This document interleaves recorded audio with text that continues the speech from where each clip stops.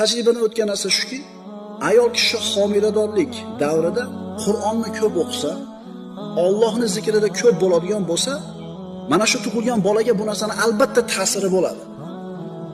Mana shu gazetalarda o'qiysizlar, bu yerdan eshitib qolasizlar, birinchi aytgan so'zi Alloh bo'pti haligi bolani deydi. Chunki enasi nima qilardi ekan? Qur'onni ko'p eshitardi ekan yoki o'qirdi ekan. Xuddi shunga o'xshagandek buni aksi.